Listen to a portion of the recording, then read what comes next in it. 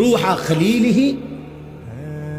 আল্লাহকে জিজ্ঞাসা করবা গিয়া যে ইব্রাহিম জানতে চাইছে কোন বন্ধু কি বন্ধুর জান কবজ করে?